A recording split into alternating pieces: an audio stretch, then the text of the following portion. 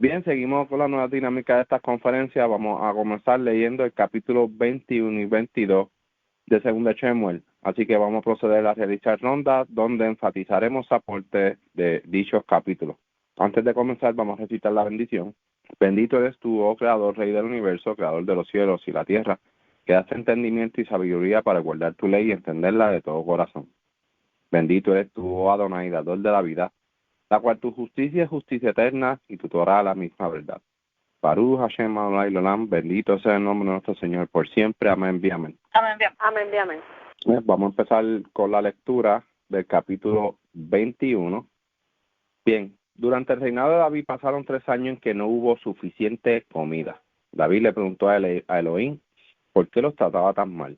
Y el Creador le respondió, si ahora ustedes no tienen que comer, la culpa es de Shaul y de su familia, pues él mató a muchos gabaonitas. Los gabaonitas no eran israelitas, eran parientes de los amorreos. Pero en los días de Yehoshua, los israelitas habían hecho con ellos un pacto de paz. Sin embargo, Shaul había tratado de destruirlos para que Israel y Yehudá controlaran todo el territorio. Por eso David llamó a los gabaonitas y les dijo, ¿qué puedo hacer para reparar el daño que Shaul les hizo y para que ustedes le pidan al Creador que nos bendiga? Los gabaonitas le contestaron, nosotros no queremos dinero ni tampoco queremos que muera ningún israelita. El rey David volvió entonces a preguntarle, pues, ¿qué quieren que haga por ustedes? Y ellos le respondieron, Elohim eligió a Shaul como rey de Israel, pero él trató de destruirnos. Queremos que ustedes nos entreguen a 7 de los familiares de Shaul. Vamos a matarlos frente al santuario de Elohim que está en Gibea, pueblo de Shaul. El rey David se comprometió a entregarle a 7 familiares de Shaul. Debido al juramento que ante Elohim David le había hecho a Jonatán, le perdonó la vida a su hijo Mefiboshet. Sin embargo, apresó a Armoní y a Mefiboshet, los 2 hijos que Shaul había tenido con Rispa, la hija de Ahía. Y también les entregó a 5 nietos de Shaul, hijos de su hija Merab y de Adriel, el hijo de Barzillai de Mejolá. Los gabonitas mataron a estos 7 descendientes de Shaul al mismo tiempo. Los mataron en un cerro frente al santuario de Elohim. Esto sucedió durante la cosecha de la cebada. En señal de tristeza o de luto, Rispa, la viuda de Shaul, se vistió con ropas ásperas y se acostó sobre una piedra, cerca de los cuerpos de los 7 muertos. De día y de noche alejaba de los cuerpos a los buitres y animales salvajes, y se quedó allí desde el día en que murieron hasta el día en que llegaron las lluvias. Años atrás, cuando los filisteos mataron a Shaul y a Jonatán en Gilboa, habían colgado sus cuerpos en la plaza pública de Betzán. Sin embargo, la gente de Jabes se robó los cuerpos y los enterró en su ciudad. Por eso ahora, al saber David lo que estaba haciendo Rispa, fue a Jabes de Galat para pedir que le entregaran los huesos de Shaul y Jonatán. David juntó los huesos de Shaul y Jonatán con los huesos de los 7 muertos. Luego mandó que los enterrasen junto a la tumba del padre de Shaul. Esa tumba estaba en Sela, en la región de Benjamín, y tan pronto como se cumplieron las órdenes del rey David, Elohim escuchó sus ruegos y bendijo al país. Los filisteos volvieron a declararle la guerra a Israel, así que David fue con su ejército a pelear contra ellos. Como David ya estaba muy cansado, un gigante trató de matarlo.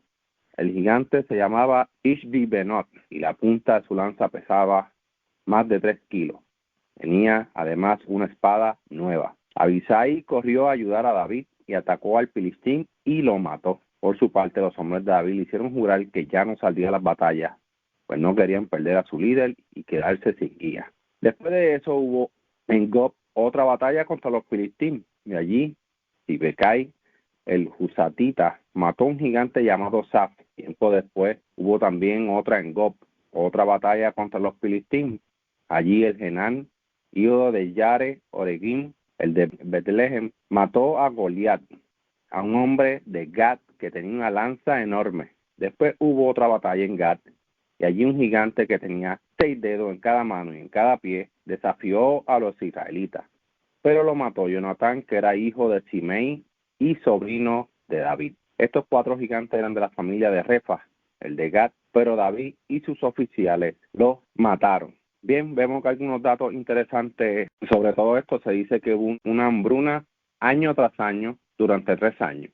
Y esto fue a causa de Shaul de invalidar un juramento, lo cual el pueblo de Israel hizo con Yehoshua. Lo habla en el capítulo 9 de Yehoshua, si alguien más adelante quiere mencionar algo, o por si alguien luego quiere después buscarlo de los que nos están escuchando. Así que aquí está la referencia. Estos de Gibeón fueron muy listos, un relato muy interesante aquí, así que luego los invito a que lo lean. Por otra parte, los juramentos ligados con el nombre del Creador tienen tanto peso que debemos de tener cuidado cuando lo utilicemos. Nos dice Mishlei 6, 1 al 2, si prometiste al extraño, atrapado eres con las palabras de tu boca y preso por tus propias palabras. Dice Cogelet 5, 4 al 6. Cuando le hagas un voto a Elohim, no tardes en cumplirlo porque él no se complace en los necios. Cumple lo que prometes, o mejor es que no prometas y que prometas y no cumplas. No dejes que tu boca te haga pecar y digas delante del mensajero o del emisario que fue un error. ¿Por qué habrás de airar a Elohim con tu voz y destruir la obra de tus manos? Entonces vemos que David busca remediar esto a causa de Shaul y llama a estos de Gibeón, pero estos saben que no tenían como que voz ni voto, porque ellos conocían su lugar. Pero David sabía que tenía que remediar esto y y es como que les consistente a ellos, como que demanden lo que fuera, por lo que había hecho Shaul. Además, este relato que pasa con Yehoshua es bastante interesante porque fue una promesa que se ligó con el nombre del Creador. Así que esto es bien importante y Shaul tenía conocimiento de esto. David sabe que estaba haciendo las cosas bien y que esta gente iban a demandar algo justo. Así que estos piden 7 de los hombres de la descendencia de aquel que intentó destruirlos por completo, nada menos que Shaul. Sabemos que David le hizo juramento a Jonatán, pero como éste murió en batalla con su padre, hace misericordia con su hijo Mefiboshet y le hace promesa. Es por eso que David no le entrega a causa de lo que demandan estos hombres, para que cesara la hambruna en Israel a causa de esto. Por eso el Creador le deja a David lo que tiene que hacer. Fíjense que hay dos, dice aquí la escritura que hay dos Mefiboshet. Uno que es hijo de Jonatán y el otro que es hijo de Rispa, hija de Allá, lo cual ella le dio a Shaul. Así que son dos personas completamente diferentes. Almoní y Mefiboshet eran hermanos. Así que podemos distinguir que el hijo de Jonatán, Mefiboshet, no tenía hermano, fue hijo único. Además, hay nombres que se pueden repetir una y otra vez en la escritura, ya que podía existir más de uno o dos personas con ese mismo nombre en ese mismo tiempo y en esa generación. Y no significan que era la misma persona, sino personas diferentes que vienen de otra descendencia. Se dice que David le entregó a los 7 la descendencia de Shaul y fueron muertos delante del Creador. Y todos murieron en un solo día, más bien al mismo tiempo.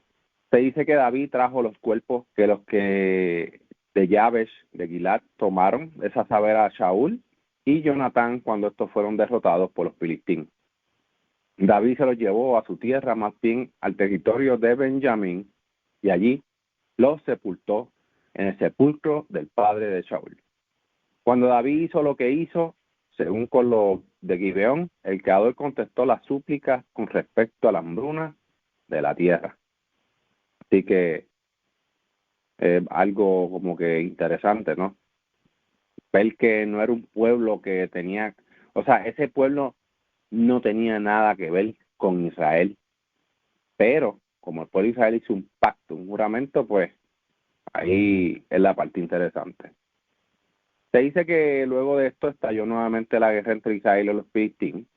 Uno de los filisteos del linaje de gigante amenazó con matar a David en plena guerra. Y Abichai, uno de los comandantes de David, hijo de Zeruyá, hermano de Joab, lo mató.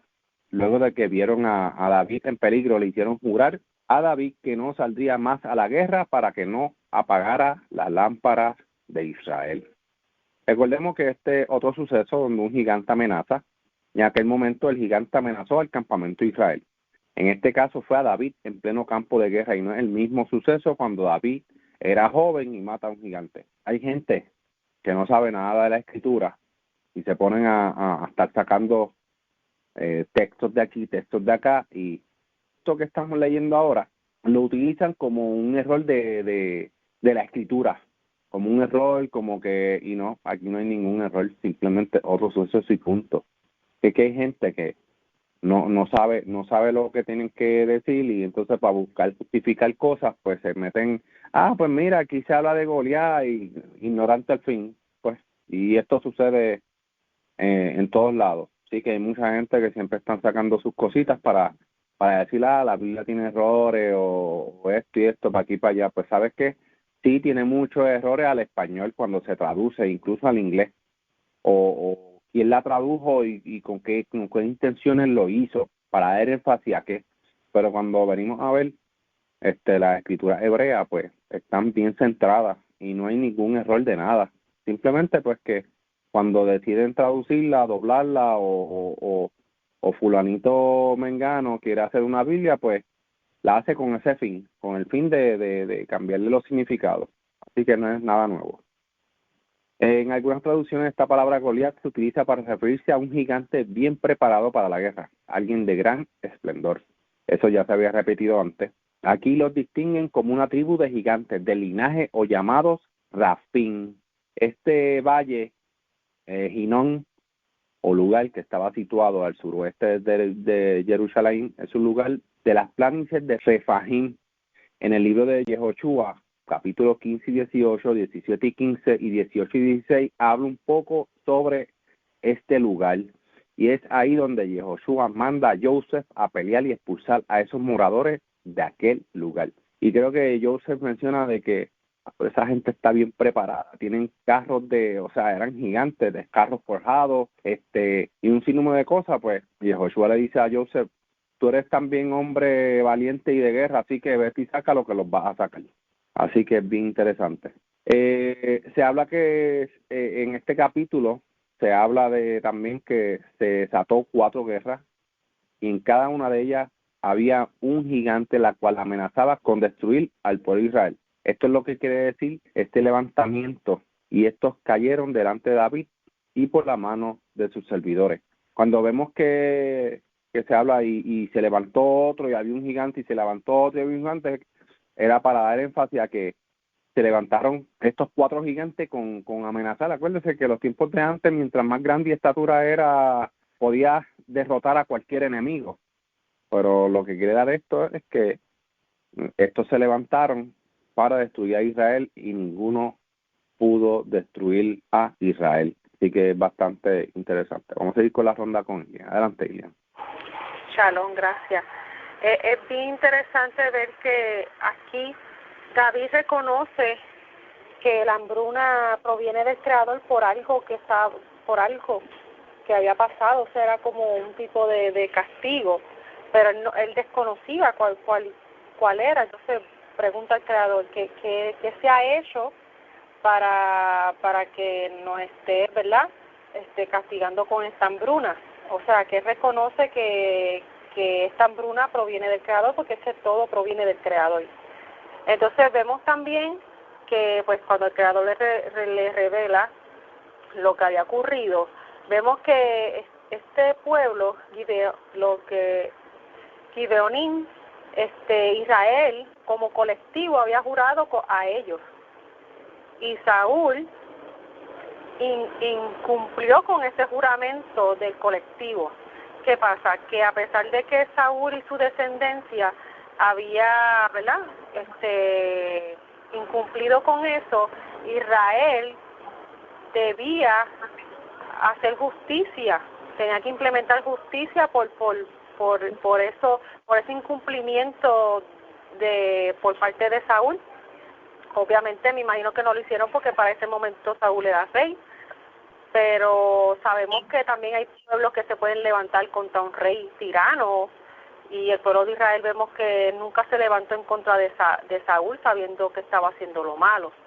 Es bien interesante porque esto es algo que lo que hace David, ¿verdad?, porque este pueblo le dice, no le pide dinero, no le pide, o sea, el sufrimiento de ellos de haber perdido vidas inocentes por parte de Saúl no se recompensa con dinero, sino que la misma Torah habla de vida por vida. Y es bien interesante porque entonces lo leemos en el libro de Números, en el capítulo 35, del 30 al 31, que dice que no se va a aceptar ningún rescate por la vida de un homicida, pues debe morir. O sea que David hizo muy bien en no proteger a este linaje que cometió homicidio, sino que él hizo lo que la Torah dice. Ellos tenían que pagar vida por vida, porque ni el dinero no puede pagar la vida de alguien. Si tú matas a alguien, tú no puedes recompensar esa vida con dinero, ni con tierra, ni con objetos, ni con nada, sino que el que quitó la vida tiene que morir también. Es bien interesante, ¿verdad?, ver esto, ver que David cumple con ello. Vemos también que a pesar de todo siempre sale el tema de las promesas, de los juramentos y las promesas. Entonces, pues, Mefiboseth sale, ¿verdad?, airoso en este momento, porque pues está la promesa de David con Jonatán, y pues él pues se libra de esto, pero los demás hijos no. Hay que recordar que Rizcap era una concubina de Saúl, la cual ella también ella se llegó ¿verdad?, llegó a ser mujer también de Abner, que era el general del ejército de Saúl, porque cuando Saúl muere, Abner, recordemos que Abner coge a Isboseth, hijo de Saúl, y lo proclama rey de Israel, mientras que David y los de Judá seguían a David. Entonces, pues, Isboseth le reclama a Abner por haber tomado por mujer a Rispa. Entonces quería también mencionar algo que es bien interesante de lo que mencionaste de los nombres y eso, porque es bien interesante porque algunas traducciones cambian nombres, hay nombres que se repiten, pero no necesariamente tiene que ser porque se trata de la misma persona, y también hay ocasiones donde la misma persona se le llama de forma diferente, como por ejemplo el suegro de Moshe, Yitro, que en dos lecturas diferentes se le llama con nombres diferentes. Creo que también pasa con la esposa de Moshe también. Y aquí quería leer algo bien interesante que saqué de una enciclopedia. Dice que el hijo de Jonatán recibió el nombre de Mefiboseth, pero que también en algunas traducciones se leía como Meribal. Entonces, también esto ocurre con el nombre de Isboseth, que lo cual también en otras traducciones también se le cambia por Mirabal. Entonces, estos cambios del nombre son por una situación de traducción, ya que un grupo de personas, los puritanos, los protestantes, no querían hacer pronunciación de la palabra Baal, y para omitir eso, pues entonces cambiaban los nombres. Que aquí pues podemos aprender, ¿verdad?, que hay que tener a veces cuidado porque nos confundimos a veces con tanto nombre, ¿verdad?, y a veces con nombres repetidos y nos pensamos que están hablando de la misma persona y erróneamente pues no se está hablando de la misma persona. Y es como en el caso de aquí, que vemos que dice que el rey David se acordó de la promesa de Jonatán y le perdonó la vida a Mefiboseth, pero después dice que Rispa tuvo dos hijos y uno de ellos era Mefiboseth. Entonces tú dices, pero espérate, le perdona la vida, lo protege y le perdona la vida, pero después lo entrega. Como que no tiene es una contradicción, y no es una contradicción, es un error de traducción, porque no son la misma persona. Entonces, otra cosa también que noté en algunas traducciones, que aquí dice que habla de los 5 hijos de Mijal, hija de Saúl. Y recordemos que Mijal es la que se casó con David, que nunca tuvo hijos. Entonces, en otras traducciones, no es Mijal la que se supone que estén mencionando ahí, la hija mayor de Saúl, a la que le fue prometida primeramente a David, porque recordemos que Saúl le promete a David su hija mayor, si mataba con no me acuerdo qué cantidad de prepucios de los filisteos, etcétera, que eso ya lo habíamos leído anteriormente, y resulta que después David lo hace, pero entonces Saúl se retracta de esa promesa, entonces no le entrega a su hija mayor, sino que le entrega a la segunda hija, a la menor.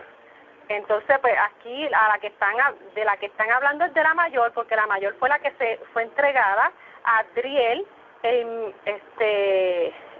Mejolita. Así que es bien interesante, ¿verdad? Tener en claro estos datos que a veces uno dice, son tonterías, pero no son tonterías, son detalles que te pueden hasta confundir y puedes tener hasta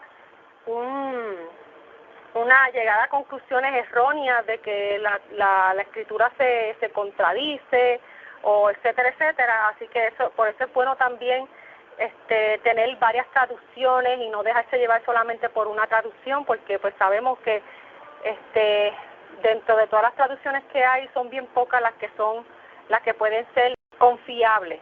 Otra cosa que quería mencionar, lo que se habla de los gigantes, ¿verdad? Que se levantaron en contra de Israel, y vemos que entonces pues hombres valientes que eran ya veteranos de David, o sea, que eran personas que eran hombres de guerra de años, que toda su vida han peleado y tienen esa, ¿verdad?, esa maña, o como decimos por acá, esa astucia y esa agilidad de saber pelear. Y es bien interesante también ver que aunque se levantara cualquier gigante, cualquier persona grande que pudiera ser a la vista temerosa, no solamente se estaba enfrentando contra Israel, sino que se estaba enfrentando contra el Creador, y el Creador siempre le daba la victoria a su pueblo, humillando a estos pueblos que se pensaban que por tener hombres grandes o mucha, ¿verdad?, armadura y muchas armas de guerra, etcétera, etcétera, iban a poder con Israel, y resultaba que pues no pasaba así. Entonces, ¿verdad?, es bien bonito ver que a pesar de todo lo que había pasado anteriormente con David y eso, vemos que el Creador no abandona a David.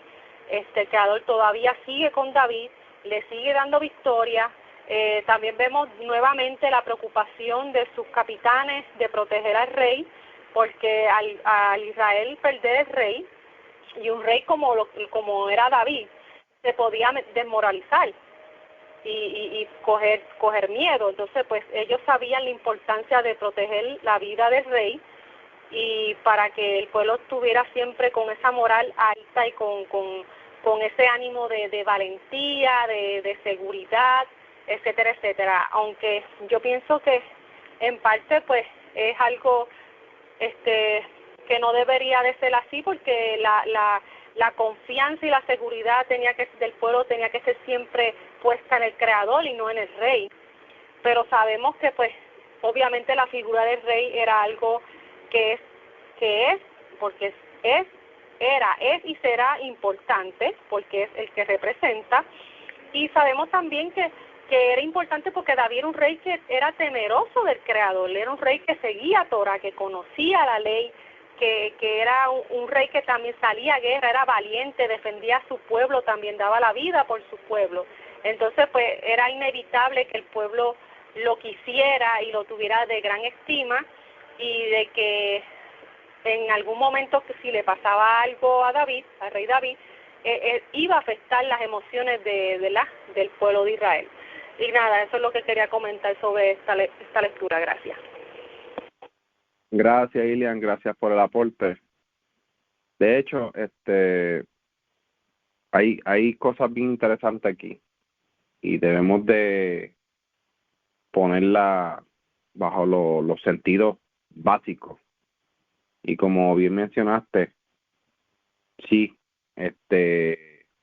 hay muchos errores de traducción, y esos errores de traducción puede costar mucho a la hora de poder hacer el análisis comprensivo. Vamos a seguir la ronda con Jonave. Adelante, Jonave. Shalom. Bueno, en este capítulo, ¿verdad? Vemos cómo las malas decisiones de Shaul siguen haciéndole daño al pueblo. Tenemos que entender que la anulación de un juramento es una cuestión grave, ¿verdad? Cosa que Shaul hizo en más de una ocasión, sin pensar en las consecuencias de sus acciones. Que en parte, si lo vemos, él estaba abusando de su poder de rey. Recordemos otra ocasión donde Shaul, viola un juramento, y es cuando Jehonatán le cuestiona a su padre el por qué persigue a David.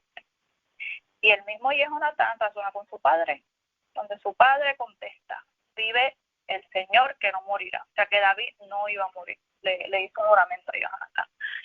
Pero en unos versículos después vemos cómo Shaul viola sus juramentos. El problema en este caso es que la anulación de un juramento lleva a la anulación de otro. Lo difícil del caso es que David, en contraste a Shaul, es un rey de justicia que en más de una ocasión expresa la importancia de cumplir con los juramentos. Y más allá, para él, debe ser muy duro, ¿verdad? El tener que violar el juramento que le hizo tanto a Jehonatán y a Shaul, ¿verdad? Que Shaul no fuese digno de tal compromiso. O sea, él no violentó lo que le prometió a Jehonatán en el juramento, porque no tocó a su hijo. Pero recordemos que él sí le hizo un juramento a Shaul de preservar su linaje. Entonces tiene que romperlo, ¿verdad? Por la gravedad del asunto. Pero si vemos la raíz del problema completo, el problema fue Shaul. O sea, que se tuviese que poner su linaje, ¿verdad? Lo que quedaba de su linaje en esa posición fue primeramente su decisión de no cumplir con el juramento sobre los, ¿cómo que se llaman ahí? Los Gibonim, ¿verdad? Entonces, pues, por esa razón, David se ve obligado a realizar un acto sumamente duro, ¿verdad? Entregar a los hijos de Shaul a los Gibonim. Ellos claramente le dan saber a David que no quieren ganancias materiales ni hacerle daño a ningún hombre de Israel, pero sí piden la descendencia. Entonces, si recordamos, ¿verdad?, como hablé de ese contraste entre Shaul y David, David siempre fue perseverante en el cuidado de su juramento, ¿verdad? Podemos recordar el juramento que le hizo a Shimi, hijo de Gerá, y también en sus mismos escritos, ¿verdad?, las numerosas veces que le da importancia a mantener un juramento. Por ejemplo, cuando escribió: el que jura aún en perjuicio suyo y no vacila en cumplir. Eso está en Tehilim. Otro dice que no ha puesto mi alma en cosas vanas, ni jurado con engaño, ¿verdad? A pesar de la dificultad de la cuestión, aparentemente el acto de David era una necesidad imperiosa. Entonces, es muy triste que él se tuviera que ver en esa posición, ¿verdad?, de tener que romper su propio juramento, y todo por los errores que cometió Shaul en aquel momento, ¿verdad? Y pues lo más triste es que el mismo pueblo estaba pasándola mal, ya 3 años de hambruna, todavía por esas malas decisiones, muy penoso. Y pues nada, sobre eso. Gracias, Jonave, gracias por el aporte. Es bastante interesante eso que ha mencionado. David era una persona que lamentablemente hay cosas. Miren, vamos a ponerlo de esta manera. Hay gobernantes que vienen con la mejor intención, a lo mejor de reparar algún daño que algún otro gobernante ha hecho. O cuando llegue el poder, Sabemos que todos los gobernantes siempre buscan para lo suyo, la mayoría. Cuando llegan al poder se encuentran con un desastre que lleva ya más de tantos años de los gobernantes pasados, y a veces eso cuesta volverlo a enderezar. Entonces, con más razón, vemos David que está todavía limpiando consecuencias de lo que había hecho Shaul. Shaul degolló casi una casa sacerdotal. O sea, no le vino una consecuencia a David por eso, pero más bien le vino una consecuencia al pueblo porque Shaul había roto una promesa que estaba ligada con el nombre del Creador. Incluso en los capítulos que mencioné de Josué, capítulo 9, vamos a ver que ellos se enfurecen también con los de Gibeón, porque los de Gibeón engañaron con astucia al pueblo. Al mismo Josué le dice, pero usted nos ha engañado, usted viene de donde vamos a destruir. Pero sabes que ya hemos hecho un juramento, y por ese juramento ya, o sea, ustedes están salvados de la muerte, pero los vamos a hacer como sirvientes del pueblo de Israel. Entonces, tú dices, wow, este Shaul era, o sea, subió el poder y empezó a hacer cosas que le costó al pueblo, le costó al pueblo, y mucho tiempo después de su muerte, o sea, le siguen costando al pueblo. Menos mal que David era un rey que buscaba siempre la justicia, buscaba el porqué para remediar cómo podía. Recordemos que David es un ser humano también, como cualquier otro ser humano, y son cosas que son buenas traerlas aquí, porque hay mucha gente que no entiende, no comprende lo que está pasando. Se basan en la Torá, y tú le dices, pues dame un ejemplo de la Torá, y no saben. Hay que seguir la Torá, pero tú le dices, ¿qué es la Torá? No saben por qué, porque los ejemplos te ayudan a entender y comprender bien la Torá. Shema Israel, Adonai Elohenu, Adonai Echad. Amaré al Creador sobre todas las cosas, y para aquí, para allá, y esto, y esto, y esto. Y dice, pero ¿cómo puedo amar al Creador si no sé lo que tengo que hacer? Pues mira, aquí están los escritos y los profetas que nos ayudan a rectificar cómo podemos seguir la Torá de una manera sencilla, ya. Por eso es que hay mucha gente que dice, no, yo le tengo que preguntar al rabino a ver cómo es que yo tengo que seguir. Mire, lea los escritos y los profetas y usted lo va a entender, no necesita ir donde nadie para saber lo que usted tiene que hacer. Está ahí. Hay muchos caminos para llegarse al Creador, muchos caminos, pero no se enfocan en uno solito, porque quieren coger ese solito para llegar al Creador. No, hay muchos, y dentro de esos muchos lo vemos en la vida de David, lo vemos en la vida de David, que era un ser humano imperfecto, y el Creador lo llamó perfecto en mis caminos. David, cuántas cosas malas no hizo, o sea, erradas no hizo, montones. Por eso es que estos ejemplos son tan clave y esenciales para el aprendizaje de poder seguir la Torá. El Creador no quiere que tú no falles, pero si falla, hay una manera de volver a corregir, o sea, corregir eso que hiciste, remediarlo y tratar de mantenerte otra vez en los caminos. Hay gente, no, que los animales impuros y los puros. Perfecto. Sí, hay que comer de los animales impuros si te apetece comer carne. ¿Y qué pasa si comiste por algún error un pedazo de carne de cerdo? No pasa nada, estaré impuro por un día.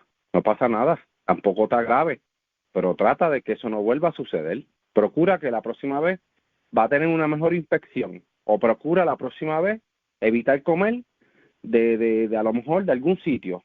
Es cuestión de ir rectificando, y estos ejemplos son bien claves para eso.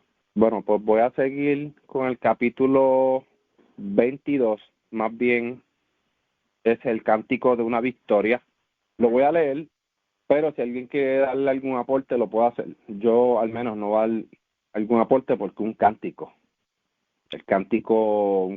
que sintió David hacerlo. Cuando Elohim libró a David de sus enemigos y de Shaul, David entonó este canto. Elohim mío, yo te amo porque tú me das fuerza. Tú eres para mí la roca que me da refugio. Tú me cuidas y me libras. Me proteges como un escudo y me salvas con tu poder. Tú eres mi más alto escondite. Tú mereces que te alabe porque cuando yo te llamo, tú me libras de mis enemigos. Hubo una vez en la que la muerte quiso atraparme entre sus lazos. Fui arrastrado por una corriente que todo lo destruía. Me había atrapado por la muerte, me vi al borde de la tumba. Lleno de angustia, llamé a mi Elohim, y él me escuchó desde su templo. Mi oración llegó hasta sus oídos. Hubo un temblor de tierra, y la tierra se estremeció. También los cerros temblaron desde sus cimientos, temblaron por el enojo de Elohim. Echaba humo por la nariz, arrojaba fuego por la boca, lanzaba carbones encendidos. Elohim partió el cielo en dos y bajó una espesa nube. Cruzó los cielos sobre un querubín, se fue volando sobre las alas del viento. Se escondió en la oscuridad entre las nubes cargadas de agua que lo cubrían por completo. De su grandioso trono salían nubes, granizos y carbones encendidos. De pronto, el cielo se oyó una voz de trueno. Era la voz del Elohim Altísimo que se dejó escuchar entre granizos y carbones encendidos. Arrojó sus relámpagos como si disparara flechas. Dispersó a sus enemigos y los hizo salir corriendo. Elohim mío, tú reprendiste el mar y por causa de tu enojo el fondo del mar quedó a la vista. En tu enojo resoplaste y los cimientos de la tierra quedaron al descubierto. Desde los altos cielos me tendiste la mano y me sacaste del mar profundo. Mis enemigos me odiaban, eran más fuertes y poderosos que yo, pero tú me libraste de ellos. Se enfrentaron a mí en el peor momento, pero tú me apoyaste. Me diste libertad, me libraste porque me amas. Me diste mi recompensa porque hago lo que quieres. Me trataste con bondad porque hago lo que es justo. Yo obedezco tu enseñanza y no me aparto de ti. Cumplo todas tus leyes y jamás me aparto de ellas. He sido honesto contigo y no he hecho nada malo. Me diste mi recompensa porque hago lo que quieres, porque tú sabes que yo hago lo que es justo. Tú eres fiel con los que te son fieles y tratas bien a quienes bien se comportan. Eres sincero con los que son sinceros, pero con los tramposos demuestras ser más astuto. A la gente humilde le concedes la victoria, pero a los orgullosos los hace salir derrotados. Elohim mío, tú alumbras mi vida, tú iluminas mi oscuridad. Con tu ayuda venceré al enemigo y podré conquistar sus ciudades. Tus enseñanzas son perfectas, tu palabra no tiene defectos. Tú proteges como escudo a los que buscan refugio en ti. Elohim de Israel, solo tú eres Elohim, solo tú puedes protegernos. Solo tú me llenas de valor y me guías por el buen camino. Tú me das fuerza para correr con la velocidad de un venado. Cuando ando por las altas montañas, tú no me dejas caer. Tú me enseñas a enfrentarme a mis enemigos. Tú me das valor para vencerlos. Tú me das tu protección, me salvas con tu gran poder y me concedes la victoria. Me despejas el camino para que no tenga yo tropiezos. Perseguí a mis enemigos y los alcancé. Y no volví hasta verlos destruidos. Los derroté por completo, los aplasté bajo mis pies y no volvieron a levantarse. Tú me llenaste de valor para entrar en combate. Tú hiciste que los rebeldes cayeran derrotados a mis pies. Me hiciste vencer a mis enemigos y acabé con los que me odiaban. A gritos pedían ayuda, pero nadie fue a salvarlos. Hasta de ti pedían ayuda, pero tampoco tú los salvaste. Los deshice por completo, quedaron como el polvo que se lleva el viento. Me di gusto aplastándolos como al lodo de la calle. Elohim mío, tú me libras de la gente que anda buscando pelea. Me hiciste jefe de naciones y gente extraña que yo no conocía. Ahora está dispuesta a servirme. Tan pronto esos extranjeros me oyen, se desaniman por completo y temblando salen de sus escondites, dispuestos a obedecerme. Bendito seas mi Elohim, tú que vives y me proteges. Alabado sea mi Elohim y Salvador. Tú me permitiste vengarme de mi enemigo. Tú pusiste a los pueblos bajo mi dominio. Tú me pusiste a salvo de la furia de mis enemigos. Me pusiste por encima de mis adversarios y me libraste de gente violenta. Por eso, Elohim mío, yo te alabo y te canto himnos en medio de las naciones. Tú siempre le das la victoria al rey que pusiste sobre Israel. Tú siempre les muestras tu amor a David y a sus herederos. Bastante profundo este cántico de David. Bueno, ¿qué podemos esperar del rey David? No sé si alguien más quiere dar algún aporte sobre este capítulo. Sí, yo quería comentar algo. Adelante, Ilia. Ok, primeramente pues hay que admirar ese don que tenía David para expresarse ante el Creador. Tenía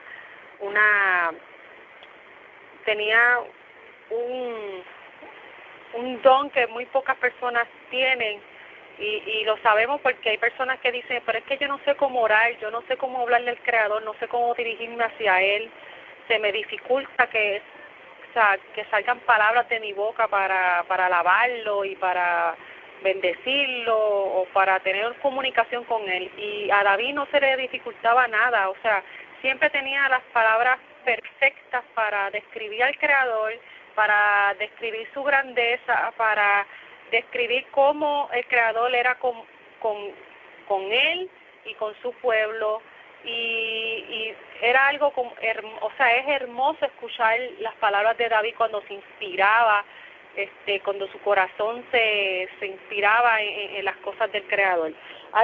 Dos cositas que me llamaron mucho la atención es que a pesar de todo lo que David hacía imperfectamente, ¿verdad? Porque era un ser humano, aquí vemos que él afirmaba de que por nada del mundo él iba a apartarse de los caminos del Creador y que los preceptos del Creador siempre estaban delante de él, o sea que él siempre los recordaba, siempre estudiaba Torah y nunca iba a apartarse de la Torah, de sus estatutos y preceptos, y que iba a seguir tratando lo más posible de ser recto delante del Creador.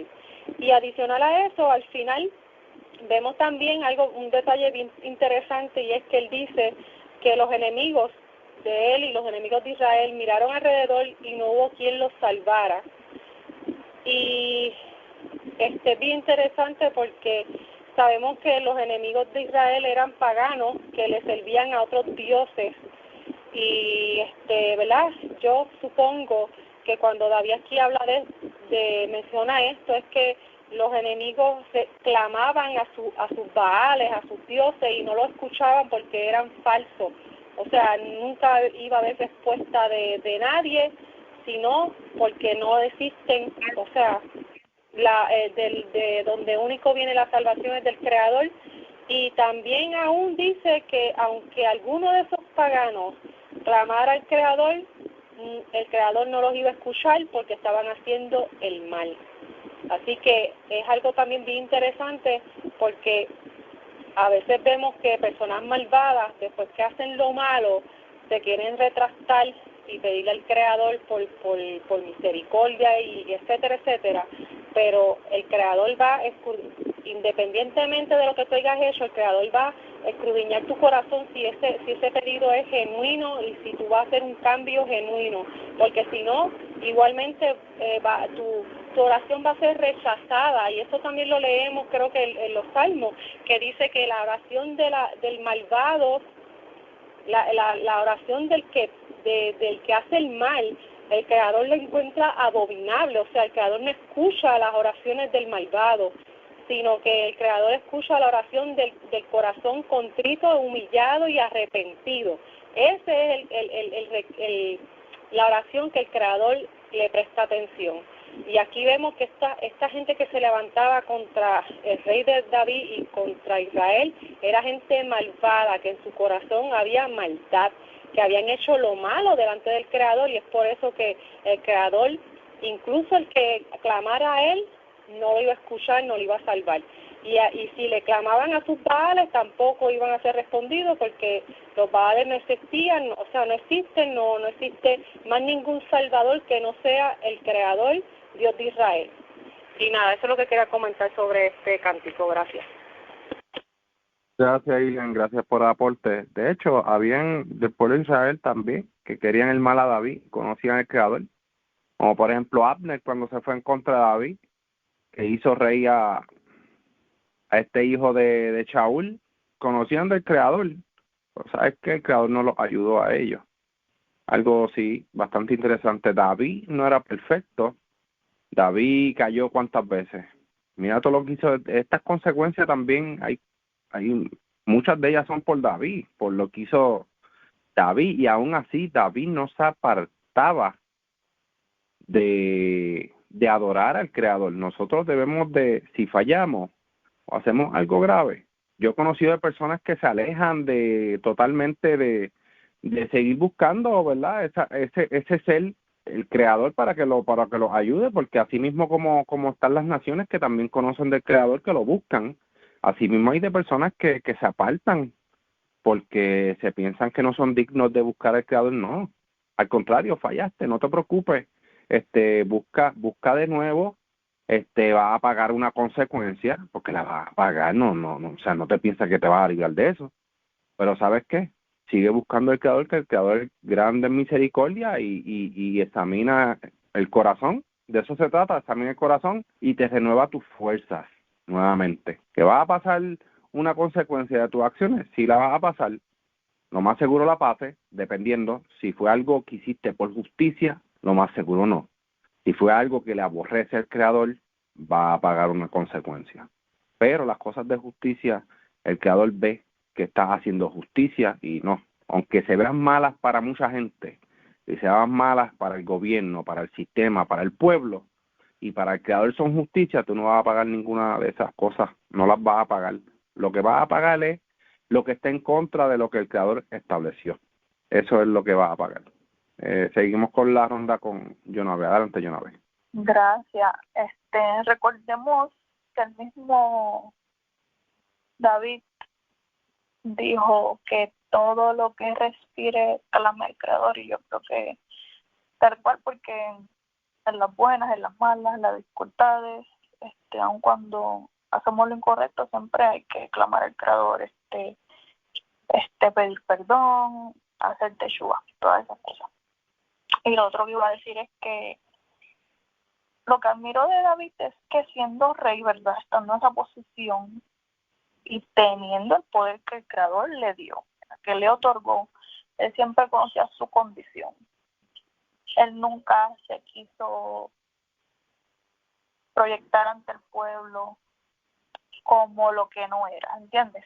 Entonces, aquí vemos cuando él dice: por tanto, yo te confesaré entre la gente, oh Eterno, y cantaré a tu nombre. El que engrandece las saludes del rey, de su rey, o sea, él, y hace misericordia a su ungido, a David y a su simiente para siempre. Entonces, pues ahí él le está dando todo el crédito de todas las cosas buenas que le pasan en su vida, ¿verdad? De la salud, de la misericordia, y hasta la simiente, que eso es la promesa. Por eso yo dije la otra vez, el reinado de David nunca terminó. O sea, y hasta el día de hoy, ¿verdad?, esta persona, pues Mesías se le quieren llamar así, o rey, yo lo veo más como un rey que otra cosa, es de su linaje, ¿entiendes? Entonces, el que David siempre se reconoce como lo que es un simple ser humano que busca hacer las cosas como el Creador ha pedido que se hagan, y no con, pues vamos a usar el ejemplo de Shaul, ¿verdad? Siempre rompiendo los juramentos y hasta haciéndole infiel al Creador, porque son cosas que el mismo Creador le dijo no las hagas, y él las hizo, ¿verdad? Y no, él nunca tuvo esas palabras ni esas expresiones, o sea, de arrepentimiento, lo sabemos todos. Pero David, ¿verdad? En el caso de David, todo lo contrario. Él siempre le estaba dando la honra al Creador, siempre estaba enseñándole al pueblo que todo lo bueno que pasaba provenía del Creador, o sea, que él estaba ahí simplemente para hacer la voluntad del Creador, pero que todo lo que sucedía era gracias. Y pues nada, eso es lo que quería decir. Gracias, Jonave, gracias por el aporte. Una de las cosas bien interesantes de David es que el Creador vistió a David de buenos hombres. Y lo menciono porque tenía a estos hijos de Zeruiah, tenía a Joab y a Abichai. Y Joab hay que tener una valentía increíble. Vemos que el capitán del ejército David, cuando David que está llorando en amargura por la muerte de Absalón, ¿quién tú crees que jaló por las patillas a David? El mismo Joab, y tú te quedas como que, wow, esto es increíble como Joab le dice, si tú no sales, yo te juro mañana por el Creador que tú no verás a ninguno de tu ejército aquí contigo, porque prácticamente le has dado vergüenza a los que están del lado de la justicia y estás llorando, estás triste por el que te quería destruir, el que quería destruir, o sea, el pueblo está contento porque te ha librado del enemigo y tú estás de luto porque ha muerto el que te quería sacar, el que te quería muerto. No, si tú no sales ahora, yo te juro que mañana tú no vas a tener a ninguno contigo, o sea, David se tuvo que tirar agua en la cara y salir. O sea, yo digo que David tenía buenos soldados, personas que realmente lo querían ayudar y querían estar ahí. Por eso es la justicia también de estos capitanes que tenía David, son tan importantes como para el pueblo de Israel y como para David, para mantenerlo como rey, porque si no llega a ser por ellos también, David estuviese derrotado ya, bueno, ¿verdad? El Creador lo cuida, claro, el Creador nos cuida a nosotros con personas. Mira, a lo mejor te envía una persona para que te cuide, una persona para que te ame, una persona para que te proteja, una persona para que te dé consejos. El Creador envía eso, ¿no? Porque el ser humano envía a otro ser humano, pues así mismo como es. Asimismo envió a estos. Estos tenían que estar ahí para David. Estos tenían que estar ahí para David. Les deseo a todos. Chau a todos. Chau a todos. Chau a todos.